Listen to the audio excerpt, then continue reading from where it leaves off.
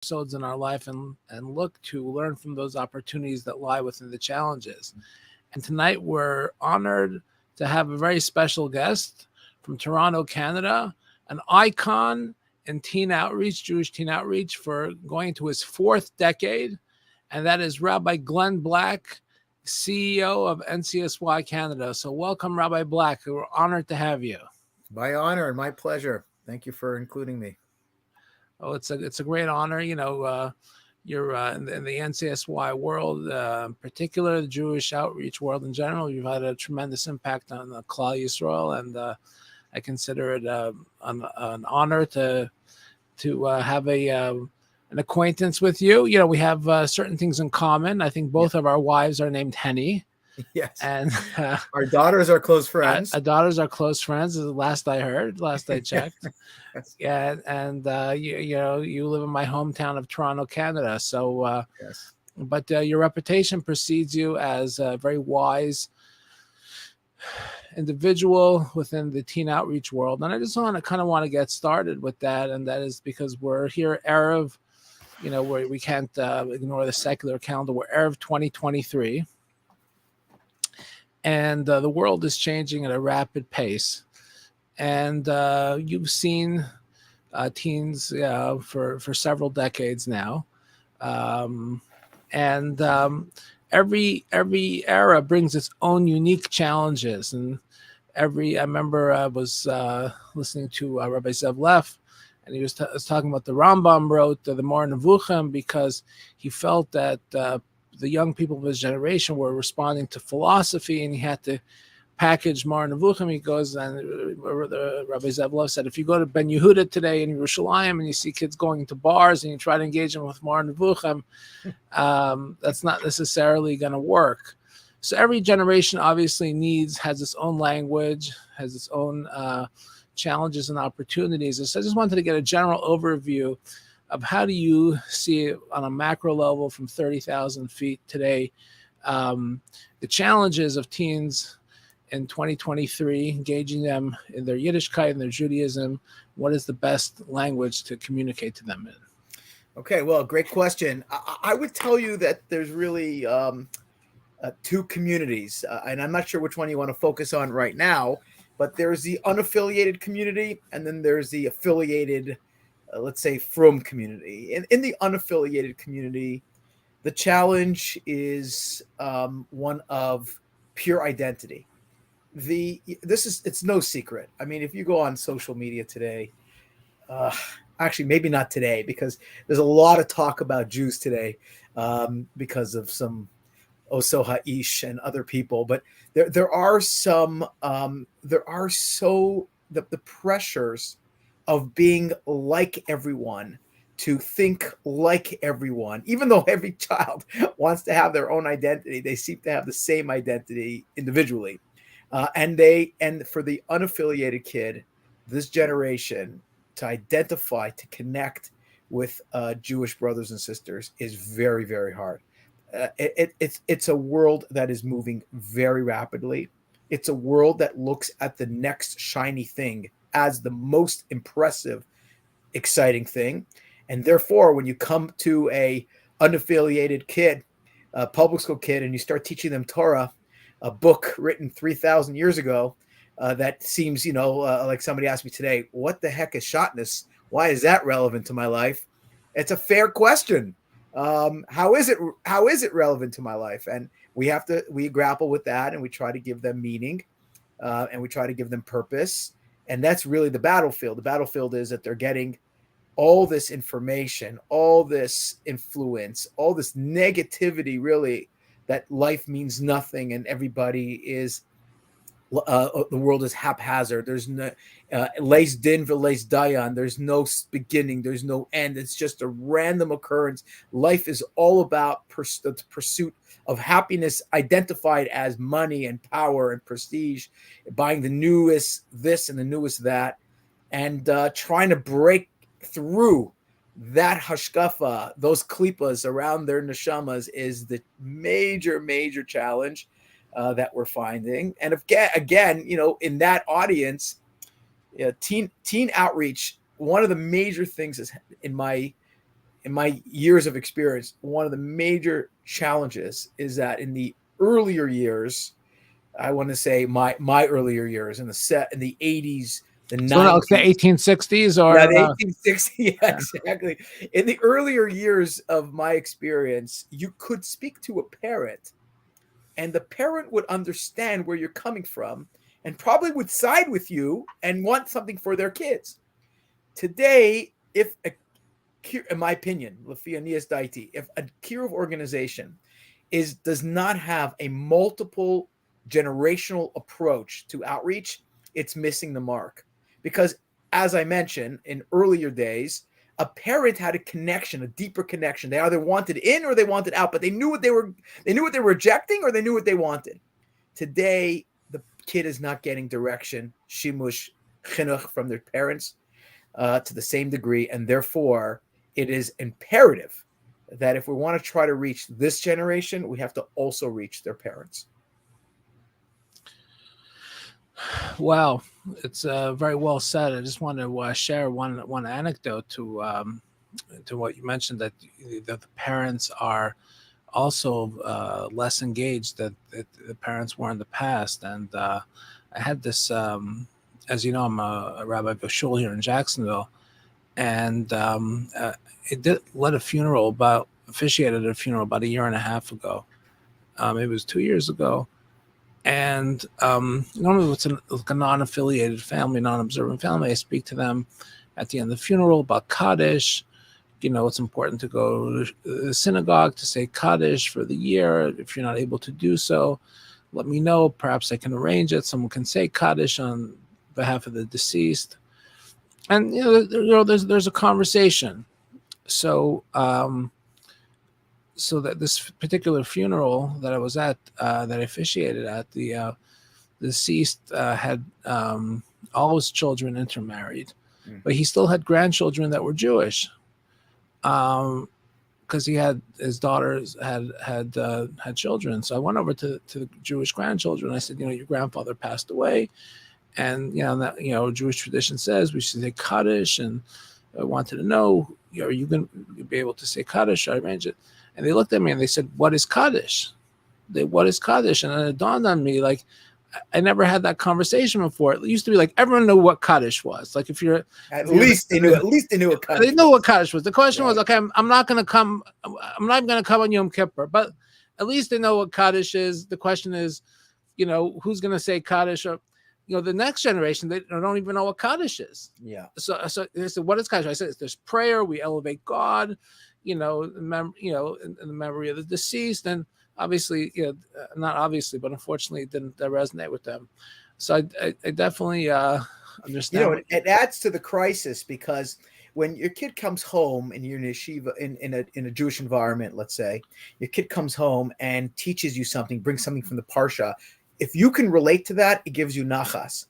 But let's say your kid comes home with a shaila on a Gemara that you have no relationship with at all, and he wants to ask you, or how to translate a certain Tosfos, whatever, and you can't do that, and it makes you very uncomfortable. So the kid realizes that, you realize that, and you're probably never going to have a conversation about that Tosfos again, and you're probably not going to talk about that duff again, because that's not your space.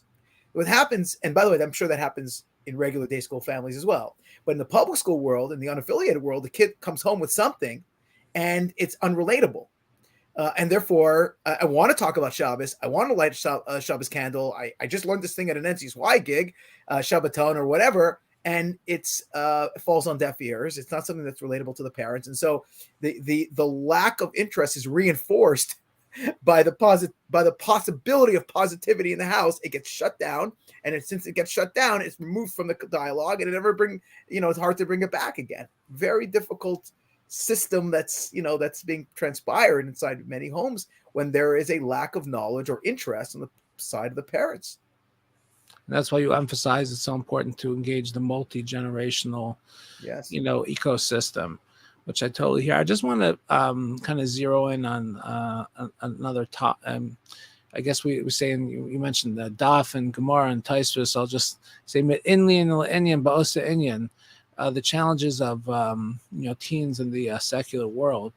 Not sure what the environment exactly is in Canada, but here in the United States, there's a much more heightened awareness of anti-Semitism, what's going on in social media, basketball players and, artists, I don't even want to say their name, have been very vocal about Jew hatred.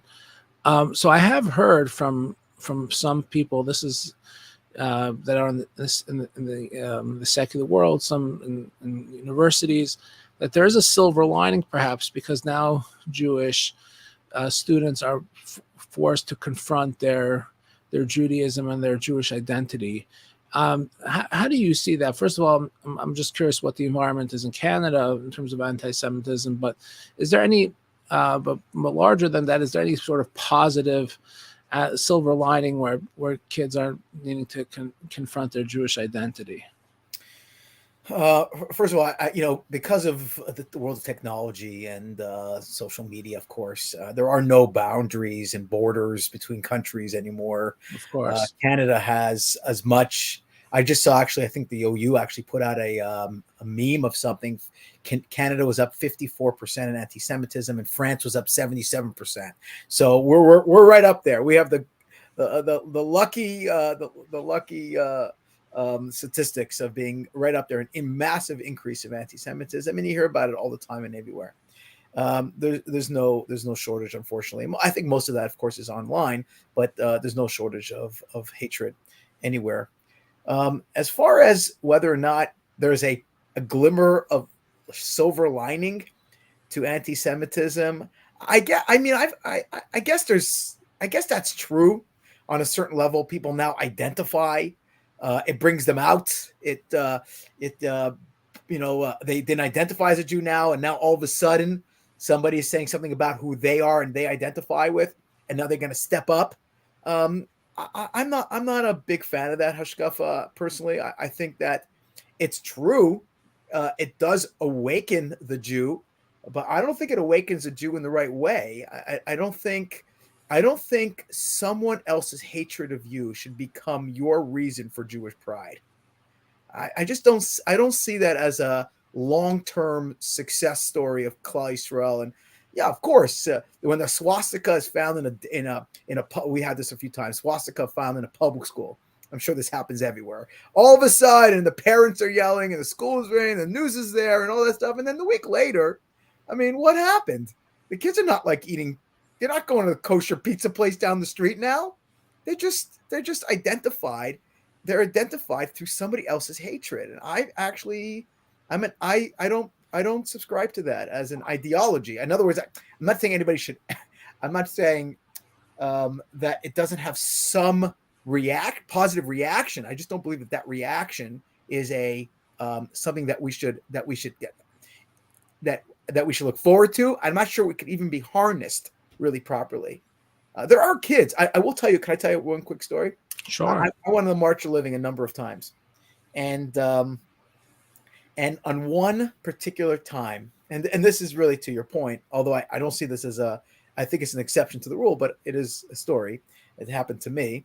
We're in Lodge, and I can't remember exactly what it was, a church or a shul. It might be both at one point. It had a very tall 8-foot wall of brick or stone that protected us from within this I don't know what you call it, like the front of the building. It had an open space. We were walking in, March of Living, big blue, all their big jackets, the blue jackets they wear.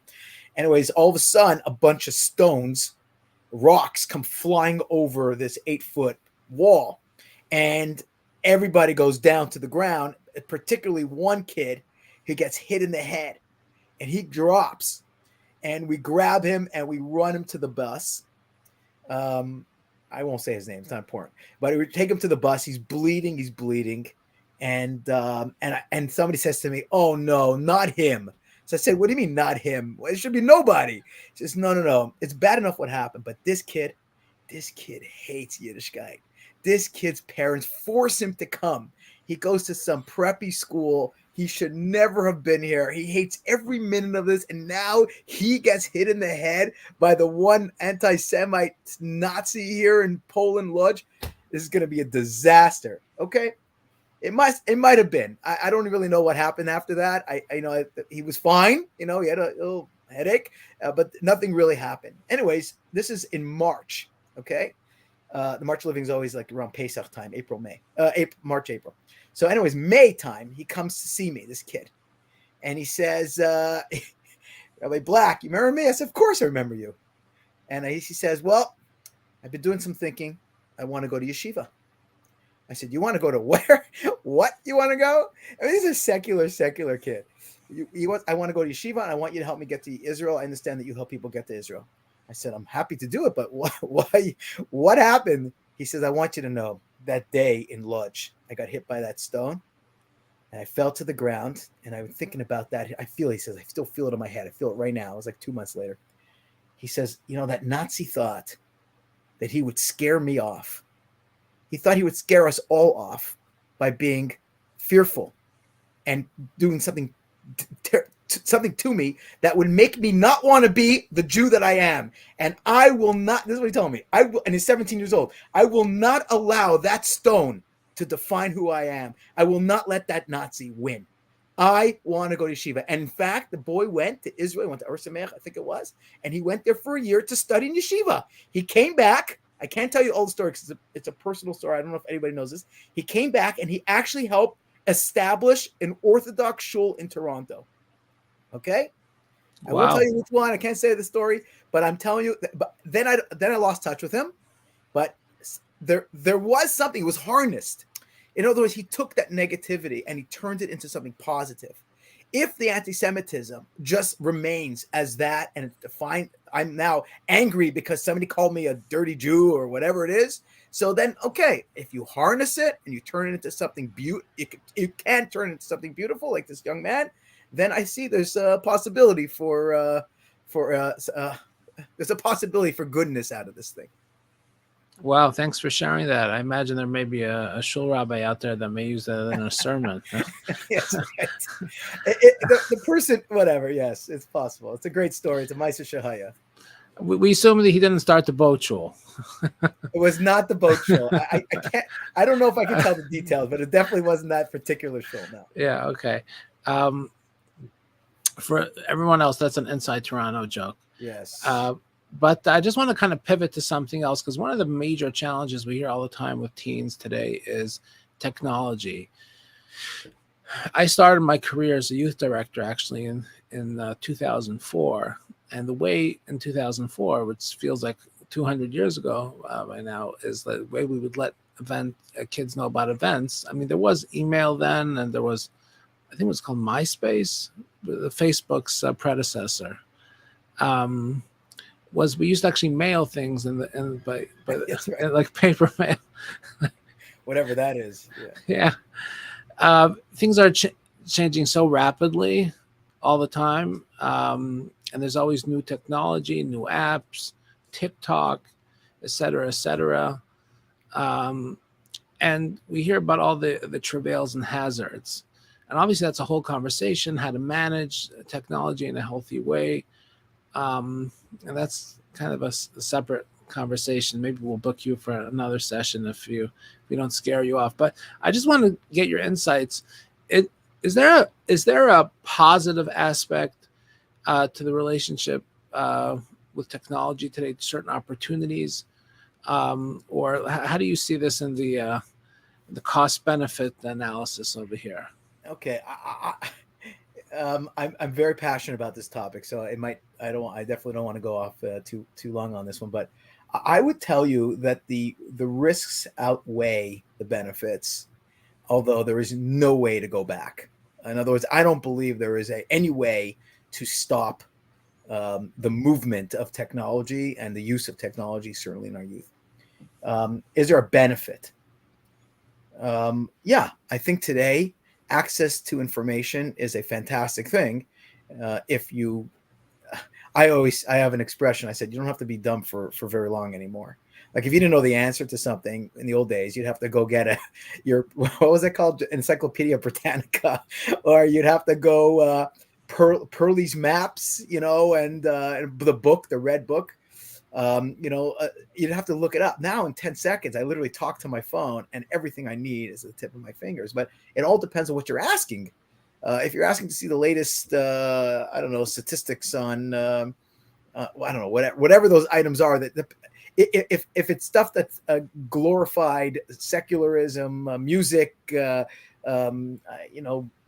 Narishkeit, videos and YouTube, yeah, you can access that also. If you're looking for the latest, like I use Duff, for Duff Yomi, I mean, that's an incredible app and use of technology. So it really depends. And even this, you're using this podcast as a fantastic tool versus the podcast that I watched the other day with this crazy person who's out there spewing tons of anti-Semitism, wearing some black mask. He uses the same technology. It depends on what we're doing with it today. Unfortunately, I think the crisis is among youth that kids. This is my own perspective, although I really do think that I'm correct about it. But I think that if we were to ask the professionals, they say the same thing.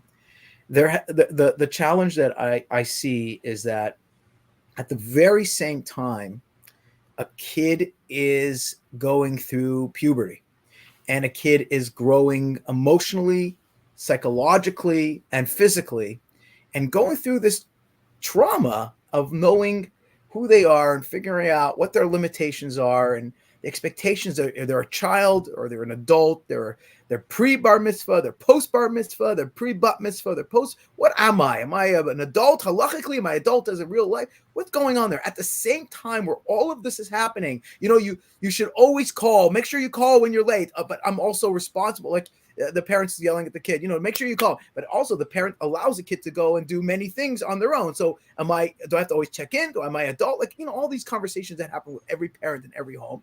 The kid is confused. Who is he or who is she? At the same time, when all of that is happening at that adolescent moment, introduce the most dangerous tool invented in the history of the world, which is the cell phone or the smartphone. And now the kid who's trying to figure out who or she or he is now confronted with every possible thing you could ever think about, latov v'lara, in the palm of their hands 24 hours a day, and they don't let go of it. Of course, statistically, there's many stories that people will never forget their phones in their car, but they have left their children in their car. And this is no doubt, that's adults. Kids sleep with their phones right by their heads. They're listening and watching all day long. Ask an average kid today how much, don't ask them, they won't tell you, but I know the average kid spends, if you want to guess, in excess of 8 hours a day on a phone, on their cell phone, using it for information or fun. Now that's an unbelievable amount of time. Where in the old days, you would probably watch a movie and then go to your friend's house and chill out and relax and play a game, play in the backyard. Remember what a Frisbee was? Nobody. Okay, almost nobody, unless you're in a school team, is touching a Frisbee, okay, or a baseball or basketball. It just does. It's almost so rare today. It's so rare because they're all locked in. So if you ask me, is there anything good about it? Yeah, there is information, and you can access, and we tell all our kids, h.com, chabad.org, go to the NCSY website for sure. Yeah, go check it out. But before they get to that, they have to check thousands of other things. By the way, I'll say one more thing, if I may. One of the great crises and I don't know who's listening. Maybe there's somebody out there who can make a change in this particular area. If you Google a pasuk, if you want to know where a pasuk is in the Torah, you write it in English. You'll ask for any idea you want to put on the internet. The first 10, I think it's the first many choices that you will get will be Christian Bible links. In other words, if you ask a Jewish kid to do homework on Google, to find the source of a Rambam that you were quoting, more of Nevuchim, and you want to find this and that, you will most likely find Bible quotes the first page. I think that's 10. And then you have to find out what Sephora says, right? Sepharia, and then you go to Chabad, and then you'll Aish, and then there's another one, right? And today, a Jewish child goes online, does not find Torah unless they're targeting Torah. So is there a lot of good out there? I don't know if it's worth the I think the negativity outweighs the positivity. Thank you for your frank assessment. So, what would your advice be to teens and to parents to manage this reality in a healthy way? Well, what I'm confronted now with is that parents, and I had my own confrontation, okay, with my own children. At what age? It's no longer whether you will introduce a smartphone into their life. I mean, I think that's ship has sailed a long time ago. Unless you're in a much more Haredi to the right community where they just use only kosher phones and that's it. And I think those guys, God bless them. If you can pull that off, you are my hero. But in the world, more centrist Judaism, where smartphones seem to play a significant, important role in adolescent and the family life, the later you could introduce that phone into your kid's life, the better. And what I'm hearing now is that kids in yeshivas in the 4th grade and the 5th grade, I must know where my kid is at all times. Well, that might be true, but your kid is also using that phone in the 4th and 5th grade, and it's, in my opinion, an absolute nightmare. And you are losing, in my opinion. Again, I'm happy to have these confrontations on a different platform, but I think you're losing your child in this process. I think the brain is not fully anatomically, is that the right word? Or anatomically, biologically, physiologically, completely completely formed by the age of 15 or 16. And so you bring this kid a phone and they live with it on their ear, or at least in their earbuds, and they're spending all this time on it. It is just a danger in a biological way. It's a danger in an emotional way. It's just a danger. The later you can introduce a smartphone to your child, the better. And if you can't do it so late, whatever that is, because everybody in the 7th grade has it, what do? You have to limit. You have to use those tag things they have, like limitations on internet. I mean, that kind of stuff is a no-brainer. In my days with K9, remember K9? K9 was the big yeshiva way to get out of internet. You could only get like 3 websites. That's what we used in our house. We had a computer. I worked, and you had a computer and you had K9. You just blocked out everything. It's the only way. I hate to say it. I'm not closed-minded, and I have my own cell phone and smartphone here. My kids are all on smartphones. I get it, but I'm telling you, the longer you could withstand, the greater you are saving your children. Well said, Rabbi Black. I just want to pivot to another area. You started off by saying there's 2 general categories. Of course, you can drill down, but we started talking about the kids coming from unobservant, unaffiliated homes.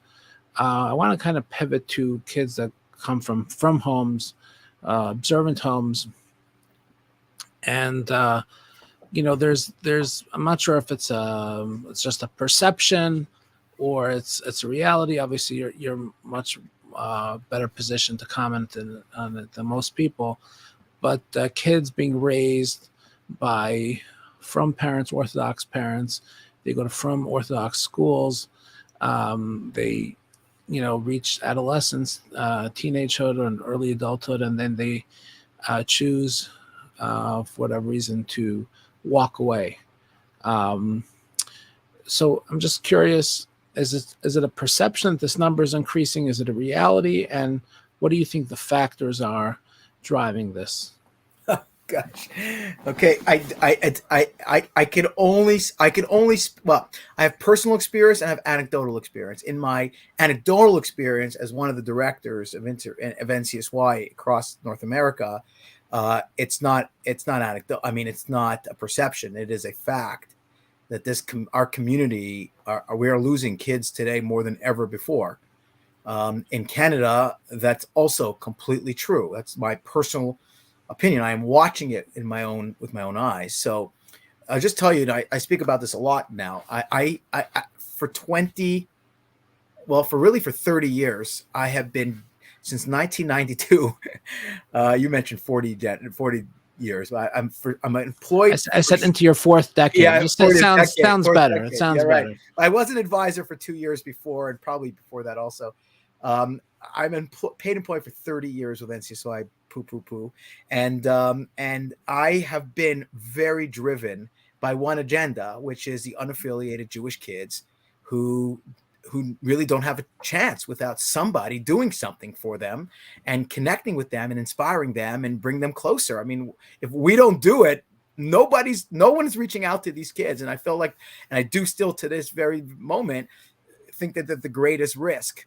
But in the last few years, and particularly in the last 3 months, I have taken a more aggressive approach to this. And that I've realized that, unfortunately, whatever the schools themselves are doing, and many schools are doing wonderful, wonderful things in recognition, this is a challenge. My feeling is that, and I have, again, anecdotal proof of this, and that is whatever is done inside a school has usually limited success, because it's still school. You still, Mishmar is still school. Tefillin club is still school. Doing a Shabbaton with all of your friends from school is still school. So we've introduced something called Sparks for boys and Sparks for girls, total independent of NCSY. I mean, NCSY branded, but independent. All girls or all boys programs for the day school Shomer Shabbos community. And the reason I've done that is that I have hoped, and NCSY hoped, that someone else really would step up. Our modus operandi, certainly in Canada, has been the unaffiliated crowd. And we've, Baruch Hashem, we haven't done enough, but that is our focus. And we've done, as you know, what You've we done can. great things. You don't have to be modest. Yeah. We're doing what we can, and we're continuing to build on that. But there's someone else should have noticed. Somebody should have said, what the heck's going on with my own children? Somebody came to my house 2 days ago, and he saw that I had these sweaters. We made these sweaters swag for a Shabbaton. I had an all-girls Shabbaton here this past Shabbos. Girls from 4 different schools in Toronto that came together. It's the first time that's ever happened. And I made a branded sweatshirt. So the person said, "What's this for?" And I explained to them, it's an all-girls for girls that are from Shomer Shabbos homes. He says, "Oh, really? Because I have I lost one," he said. I said, "You lost one what?" He says, "One of my kids is no longer from." But then he wants to calm me down. He says, "But don't worry, my friends, they lost 3." So I said, "Well, I can't believe the language that's going on in some of these communities. We lost one. We didn't lose the one. 3 of them. One of them. What is happening? How is this possible? Why are we living with this? How can we not go? How have we not lost our minds that all these kids are going through Jewish day schools for 12 years and coming home?" And I'm going to give you what you asked for, like why they're leaving. They're coming out of this thing, and they're not necessarily inspired, engaged, or interested in anything their parents, grandparents taught them. How is this even possible? So we're starting this thing to see if we could better understand the problem and solve it. Part of it is a curriculum. We're doing a curriculum assessment. I think the learning that's being done. You mentioned yourself, Mor Nevuchim was the answer once, no longer the answer today. I think Baba Kama also might not be the answer today, as it might have been even just 40 years ago, 30 years ago, to inspire, the kids' intellectual stimulation. It's not speaking to them. So we're working on that. And I've also learned a perspective that I never had before in my life. Can I give you an anecdote of a kid that told me something? Please. A kid tells me for Shomer Shabbos home. He says, I know that between 0 and 13 years old, all my averas, they get wiped out. Or my father gets all my averas. Baruch shepatrani me'onsha shilazeh. I'm not mechayev any of my averas. I'm clean. My father had it before. Now, from 13 to 20, it's practice. He said, I learned from I don't remember, he said Rabbi or Medrash or Gemara. I don't know where he saw this. He says, between 13 and 20, I'm still just practicing. I'm still a kid. I'm not there 100%. He says, but even if not, everybody knows by the time you get to the chuppah, all your averas are wiped out. You're starting clean, starting fresh. So he says to me, Rabbi, what does it matter if I get on a bus on Shabbos right now? Who cares? So I never thought of that. Of course, there are... I answered him in a number of ways in that particular moment, which I don't have to get into right now. But what I never heard in my life, because I come from a kiruv side of it, which is, how do I get in? I want in. Tell me how to get there. I never until recently started to understand a kid who's saying, tell me how to get out. I want out of this thing. So they're using Torah as a weapon, their Yiddishkeit as a weapon of out, not of in. And that is part of the solution, not the problem. Once we understand where they're thinking, how they get this twisted mindset, we can target it. We can tell, wait a minute, that is not the right way of thinking. And I'll tell you this, and I'll tell you this, I'll tell you this. And I think these kids will change the way they will act by the way we teach them, remind them how to think. Because the psychological part of it, the what's the right word? I'm thinking of the word, like the understanding of something will bring them to a better practice of that. There's a better way to say that, but that's what I mean to say. So if I can help them understand where they're at. Can I give you one more? Just to give you another example. Sure. So another kid says to me, I'm an Orthodox kid from an Orthodox family, and I go to an Orthodox shul, and I go to an Orthodox yeshiva. So anything that I do outside of Torah is, I'm still Orthodox. So if I go to yeshiva and then I get on a bus on Shabbos, or I eat chazer or whatever, McDonald's, so I'm still an Orthodox Jew. So it's not like I'm not Orthodox when I do that. My family is Orthodox. I go to yeshiva. So I said, let me just read that back to you. If you're eating kosher, you're eating kosher. But when you're not eating kosher, you're also eating kosher. And as soon as I said that, he realized, wait a minute, that doesn't make any sense. He realized it doesn't make any sense. And the 20 kids around him said, right, that doesn't make any sense. So if we can try to expose the twisted thinking that somehow, somewhere, it got into their minds, I think we can make a tremendous impact on these kids. Let me just go back to something you said before about just trying to understand what's behind it. You said you're doing a curriculum assessment, seeing if maybe Baba Kama is not the answer, the same way it was 5, even for sure 40 years ago. Is there any other factors you think driving this? I mean, in terms of systemic? We're just touching the surface here. Part of it is a hashkafa, that their thinking is it's interesting thinking, that we have to better understand them. One of the things we're trying to do with the Sparks program is not do mass appeal. Because what happens when you have 40 kids in the room, you're really only speaking to 2 or 3 or engaging with 2 or 3, and the other 30, 40, whatever, they're not really talking. So the smaller the group, the more successful you'll be at aligning yourself, helping them align themselves with Torah. Of course, there's family issues as well. Just like we talked about before with the unaffiliated families, they don't have the connection.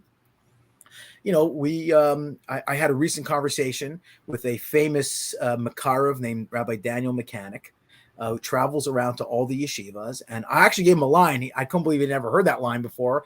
I said, what I'm finding among the frum families, and in particular, the moms in those frum families, is they're running on empty. Where do people get their own energy and positivity, Yiddishkeit? Where are they getting the shiurim? Where's the chizik for them? Where's the kumzitz for them? Where's the inspiration for them? They're constantly giving. 1 kid, 5 kids, 7 kids, giving. And where do they get their own moments of inspiration so they can recharge? So I think that's a big challenge today, is that the kids are coming home to homes that are a little bit depleted of positive Jewish energy and encouragement. I think that's another challenge. And to answer to that, I think we should do the exact same thing we're doing for the parents. We have a department here called the Jewish Family Experience, where the JFX, parents of NCSY kids, come to programs so that we have a community of multi-generational, as I mentioned earlier. I think we should do the exact same thing for frum moms and frum dads, get them to classes. The same Charlie Harari comes to speak to the non-frum, Charlie Harari should come to the frum, because the frum need it. I've been hearing that for a decade. I've ignored it because I've been focused on one audience. Now I'm focused on both. Everybody needs inspiration, everybody. And that's another factor. And again, there's many, many reasons why this is happening. Affluence is something. Success has been is defined in a different way today. If you ask somebody today, and this is a non-fair question, but if you ask any frum parent tomorrow morning at 11 a.m., you have a math exam or you have a Chumash exam, and you have 3 hours left to study, which one would the parent tell the child to study for? The math or the Gemara? Or the Chumash, whatever I said. Right? And depending on that answer, you're going to know what kind of kid you got. kind of family you're building. Now that's not fair because the Gemara, the Chumash test, it's just a little test. The math is super important. You're never going to the next grade, all that stuff. I'm not, of course not. Sometimes you should even answer that question so the kid themselves can decide. But the parents says, forget the Gemara, get on the math. You taught something. You taught something that can never be undone, in my opinion. If you do that you do that routinely and regularly. Wow. I'm just curious, how has it been received, your focus on engaging the From demographic, both the teens and their families, the Sparks program? How has it been? It's quite, I would say that's quite new. So I can't really, we're working on now actually some statistics. We're trying to figure out where the kids are today, and then check in a year from now. Did we do anything? We're working on that as we speak. I have a meeting with a third party person who could do a study on NCSY. We just did already another study on NCSY. There's going to be a study on Sparks, on day school outreach. The immediate gratification that we're getting is that parents are the girls are fantastically happy, and it's great chizuk, and they are getting it, and they're inspired. I don't know the longevity of that yet. It's very good. It's really just a spark. But what I'm watching is that the parents have now seen NCSY in a new light. Before they were supporters or friends of NCSY helping somebody else's kid. And now they realize we are partners helping their kid and their family. To me, that's very gratifying. And many of my friends in the community in which I live, who were friends, are now recipients of NCSY Sparks. Wow. So that's definitely a sea change. Yeah. So, and that's just another reflection of the rapidly changing time. So I'm just curious. We're kind of coming to the conclusion of our conversation. I'm just curious, with all the challenges that we spoke about and all the issues and you've been in, I don't want to say the business, I'll call it the field, for a long time. Are you optimistic about the future, or not necessarily? I am very optimistic about the future. I do believe I do believe that HaKadosh Baruch Hu, I believe that HaKadosh Baruch Hu is very close to us. I believe that just like there are problems that we recognize, there are an equal, if not greater, amount of solutions that we already know and we will know. I believe that there's a powerful force within each and every Yid that draws them closer to Yiddishkeit. And I believe that the more Avas Yisrael we have for children of all ages, from 12 years old to 52 years old, who need to be embraced and connected to Hashem's Torah and Yiddishkeit, I believe strongly that those neshamas will attach themselves to Torah.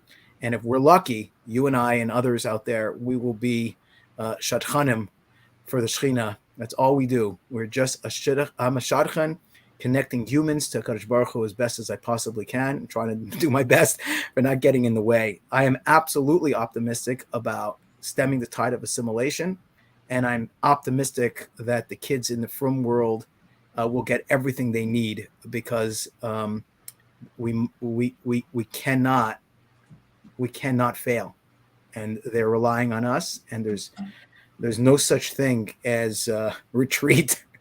We have one direction, and I'm very optimistic about that, because I do think that even the small efforts have tremendous rewards already. Wow, I'm refreshed by your optimism, and especially from someone that sees the challenges so acutely, and you're in the trenches. So very. I see the miracle. I don't see the challenge. I see the miracle happening around me. So I think the Swarm say that whenever Hashem gives us an assignment, a test, He also gives us the capability to overcome it. Mm-hmm. So if this is our generation's test, then our generation probably also has the strength to overcome it. So absolutely. So on that note, I just want to take the time to thank you for your coming on and sharing your valuable insights. My greatest pleasure. Your wise insights, and I just want to give you a Berkas Hedyot, a bracha. That Hashem should give you lots of strength to continue your wonderful avodas hakodesh, holy work, Amen. Amen. and on Klal Yisrael, and continue being a great force for good for teens and adolescents and families and all segments of Klal Yisrael demographics, and we should continue to bring, as you say, the Shechina amongst our midst. Amen. Amen. Thank you for Chen Limar. You should only continue in your avodas hakodesh. Thank you for including me tonight. Okay, all the best, Rabbi Black. It's been an honor and a pleasure. Thank you so much.